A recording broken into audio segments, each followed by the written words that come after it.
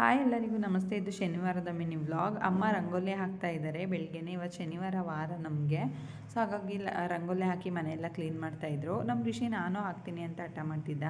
ರಂಗೋಲಿ ಹಾಳು ಮಾಡಿಬಿಡ್ತಾನೆ ಅಂದ್ಬಿಟ್ಟು ಅವನಿಗೆ ಸ್ವಲ್ಪ ರಂಗೋಲಿ ಕೊಟ್ಟು ಸೈಡಿಗೆ ಕಳಿಸಿದ್ರು. ನಮಗಂತೂ ಈ ಥರ ಎಲ್ಲ ರಂಗೋಲಿ ಹಾಕೋಕ್ಕೆ ಬರೋಲ್ಲ. ನನಗೆ ರಂಗೋಲಿ ಹಾಕೋಕ್ಕೆ ಬರೋದೇ ಇಲ್ಲ ಇವಾಗ್ಲೂ.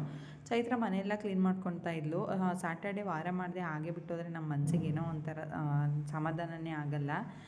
ಸೊ ಹಾಗಾಗಿ ವಾರ ಮಾಡಿಬಿಟ್ಟೆ ಹೋಗೋದು. ನಾನು ಒಂದು ಬಕೆಟ್ಗೆ ಸ್ವಲ್ಪ ಉಪ್ಪು ಮತ್ತು ಅರಿಶಿನ, ಸ್ವಲ್ಪ ಸರ್ಫ್ ಪೌಡ್ರ್ ಹಾಕ್ಕೊಂಡು ಮನೆಯೆಲ್ಲ ಕ್ಲೀನ್ ಬರ್ತಾ ಇದ್ದೀನಿ. ಯಾಕೆ ಅಂತಂದರೆ ಏನೋ ಒಂಥರ ಪಾಸಿಟಿವ್ ಎನರ್ಜಿ ಫೀಲ್ ಆಗುತ್ತೆ. ಸೊ ಹಾಗಾಗಿ ಅಷ್ಟನ್ನು ಹಾಕಿ ಮನೆಯನ್ನು ಕ್ಲೀನ್ ಮಾಡ್ತಾಯಿದ್ದೀನಿ. ಅಷ್ಟರಲ್ಲೇ ಸ್ನಾನ ಮಾಡ್ಕೊಬಂದು ನಾನನ್ನು ಪೂಜೆ ಎಲ್ಲ ಮುಗಿಸಿ ಡ್ಯೂಟಿಗೆ ಹೋಗೋಣ ಅಂತ ರೆಡಿ ಆಗ್ತಾಯಿದ್ದೀನಿ.